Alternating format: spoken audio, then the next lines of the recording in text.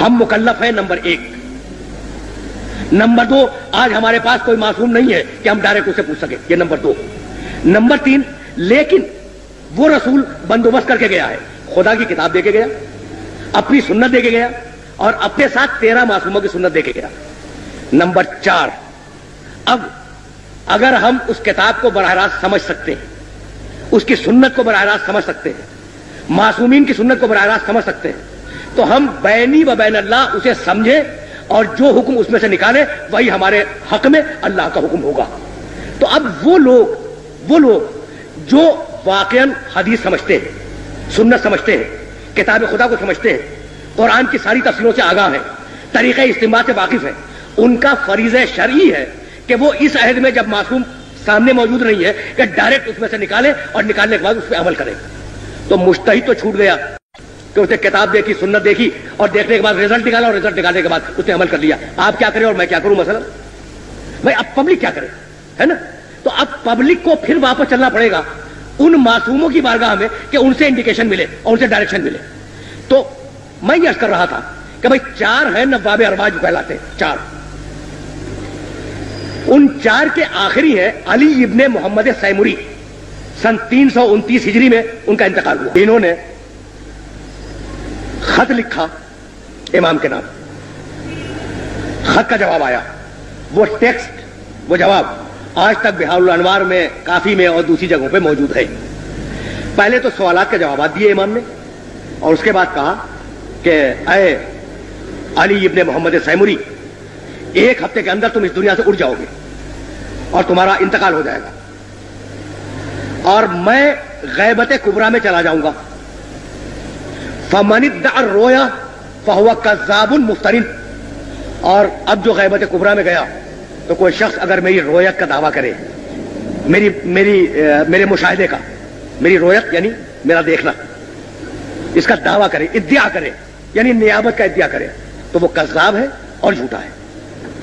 تو اب خطوط امام کے پاس جاتے تھے، امام جواب نہیں دیا کرتے تھے، بات تو مکمل ہو گئی نا۔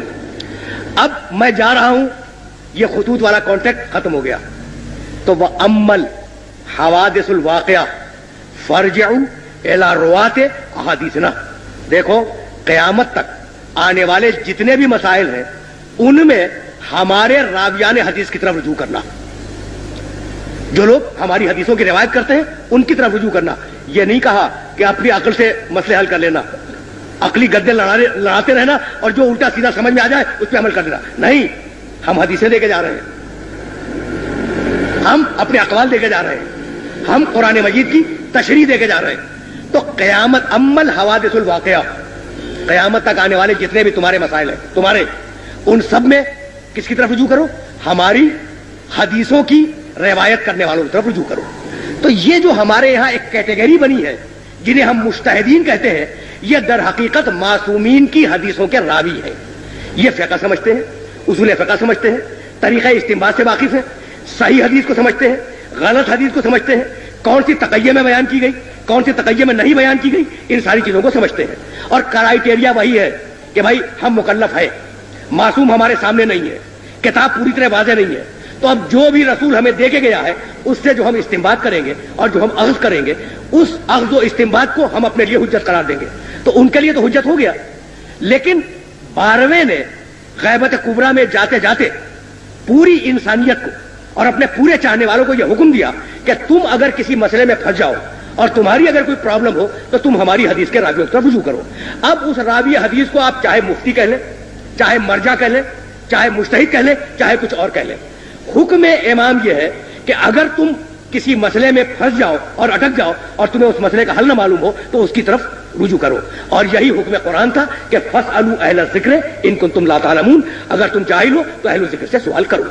اب میں آپ کو ایک دوں، عربی زبان ایک ہے لفظ طہر، قرآن میں استعمال ہوا ہے۔ اچھا، طہر کے عجیب معنی ہے۔ طہر کے معنی عورت کی زندگی میں مہینے کے اندر وہ پیریڈ جس میں عورت نجس ہوتی ہے، اسے کہتے ہیں عربی زبان میں طہر۔ اور مزے کی بات یہ ہے کہ اسی عربی زبان میں طہر کے معنی ہے عورت کا اس نجاست سے پاک ہو جانا۔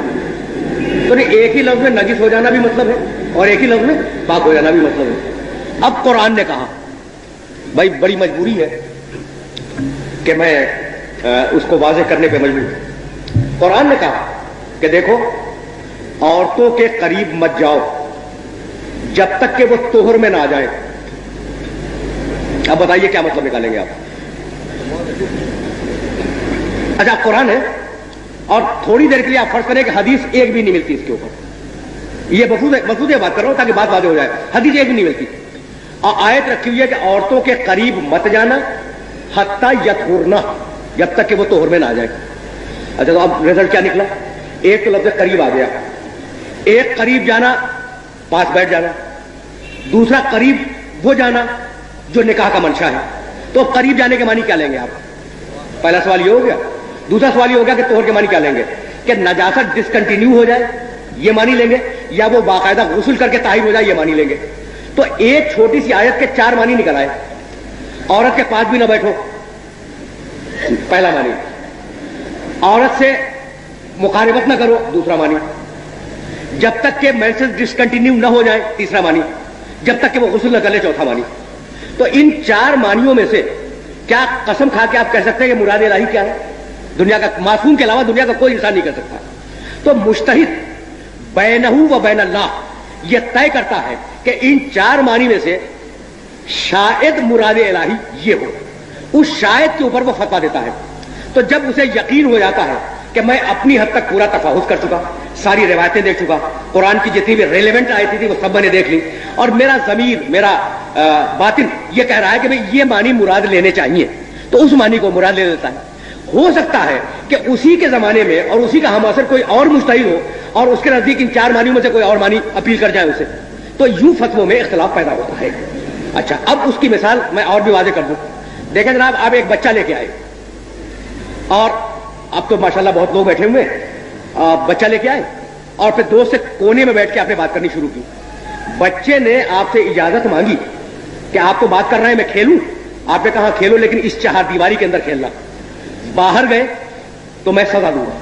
تو اب بچے کو کیا کرنا چاہیے؟ باہر جانے سے پرہیز کرنا چاہیے.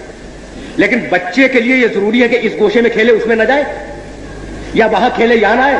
نہیں، آپ نے تو اسے الاؤ کیا ہے کہ اس 4 دیواری میں جہاں جی چاہے کھیلو. اسی طریقے سے شریعت کی جو 4 دیواری ہے، کتاب، سنت، اجماع، دلیل عقل، اس میں مجتہد کس مقام پہ بیٹھ جائے گی اس کی اپنی مرضی. اور یہ ہے بنیاد اختلاف فتاوی کی. اچھا نمبر 2 بھی تھا اس میں کہ کیا تقلید سوالات پوچھنے کا نام ہے؟ تو تقلید صرف سوالات پوچھنے کا نام نہیں ہے، تقلید سوالات پوچھ کر عمل کرنے کا نام ہے. اسلام میں کوئی بھی چیز ہو یا جائز ہوگی یا ناجائز، اور یہ ہر مسلمان کے لیے ہے، مگر ہمارے یہاں فتوے میں بہت سی باتیں ایسی ہیں جن میں ایک کا فتویٰ جائز ہے اور ایک کا ناجائز. اس کا مطلب یہ ہوا کہ ایک صحیح اور ایک غلط. تو کیا ہم اس کی تقلید کر سکتے ہیں جو کہ غلط بات کہیں؟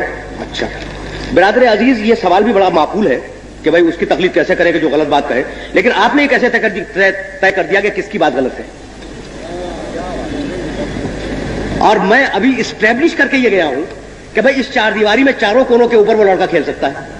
تو معصوم نے جب ایک فریم ورک دے دیا آپ کو کہ بھئی کتاب، سنت، اجماع اور دلیل عقل اس کے اندر رہنا ہے، تو اگر اس فریم ورک سے باہر گیا تو غلط ہے، اور فریم ورک کے اندر ہے تو 4 کیا 2 کے اختلاف کی بات کرنا. 25 مجتہد بھی اگر 25 باتیں کہیں تو سب کی سب صحیح ہے. اچھا اور امام محمد باقر علیہ الصلوۃ والسلام نے یہ فرمایا تھا کہ علینا ان نلقی الیکم الاصول وعلیکم ان تفرعوا. ہمارا کام یہ ہے کہ ہم تمہیں اصول بتلائیں، یعنی اپنے آپ پبلک سے نہیں کہا، اپنے شاگردوں سے کہا جو صحابہ کرام بیٹھے ہوئے تھے. ہمارا کام ہے کہ ہم تمہیں اصول بتائیں، وعلیکم ان تفرعوا، اور تمہارا کام یہ ہے کہ تم اس میں سے نتیجے نکالو اور نتیجے نکالنے کے بعد فتوے دو. تو یہ جو فتوے دینے کا عمل ہے تو کبھی 2 آدمی ایک رائے پہ متفق نہیں ہوتے، لیکن اگر ایک آدمی کتاب و سنت کے خلاف بول رہا ہے تو یقینی وہ غلط ہے، اور اگر دونوں کتاب و سنت ہی سے رزلٹ نکال رہے ہیں تو اب یہ تو علم خدا میں ہوگا کہ واقعی حقیقی حکم کیا ہے، لیکن ہماری حد تک وہ دونوں صحیح ہیں. اور ہماری تکلیف شرعی ہے کہ ہم جس مجتہد کی تقلید کر رہے ہیں اس کے فتوے پہ عمل کریں، دوسرے کو ٹچ نہ کریں اور دوسرے کی توہین نہ کریں. اس لیے کہ دوسرا جو ہے وہ بھی کتاب و سنت سے نکال رہا ہے، اپنی رائے سے نہیں. کیا عدل ممبر کا تقاضا یہ نہیں ہے کہ مقرر وہ چیز بیان کرے جو قوم کے لیے جاننا ضروری ہے، مثلا مسائل فقہ؟ عدل ممبر کا تقاضا یہ نہیں ہے. بہت بھائی سوال ہی تھا. اچھا اس لیے کہ مسائل فقہ تو ہر وقت بیان کرنا چاہیے, صرف ممبر کا تقاضا تھوڑی ہے. آپ گھر میں بیٹھے جب بھی مسائل فقہ بیان کریں, باپ اپنے بیٹے کو بتائے, بھائی اپنے بھائی کو بتائے, استاد اپنے شاگرد کو بتائے, فقہ کے بغیر تو ایک قدم آگے نہیں چل سکتا آدمی. تو فقط ممبر سے منحصر کرتے ہیں سر, زندگی کے ہر موڑ کے اوپر فقہ جانی ضروری ہے. آخر خدا نے آخری امام کو غیبت کے پردے میں چھپا کر تقلید وغیرہ کے مسئلے سے ہمیں کیوں دوچار کیا؟ دیگر 11 اماموں کی طرح ہم بھی ڈائریکٹ امام کے اطاعت میں رہتے, نہ کہ مجتہد تقلید میں. بات تو بڑی معقول ہے. ہمارے یہاں ایک گروہ ہے جو تقلید وغیرہ مانتا ہی نہیں.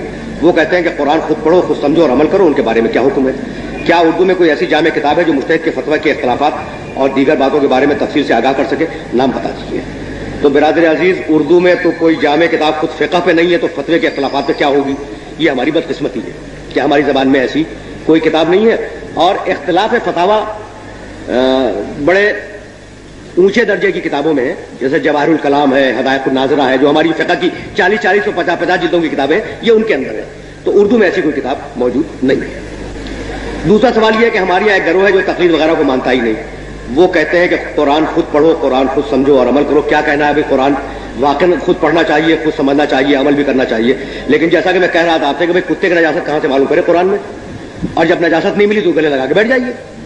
تو آپ مجبور ہیں کہ قرآن کو اس کے صحیح مفسر سے لیں, اور قرآن کے صحیح مفسر تک اگر آپ کی ڈائریکٹ رسائی ہو گئی, یعنی آپ راوی حدیث ہو گئے, تو آپ خود مجتہد ہو گئے. تو مجتہد سے تقلید حرام ہے.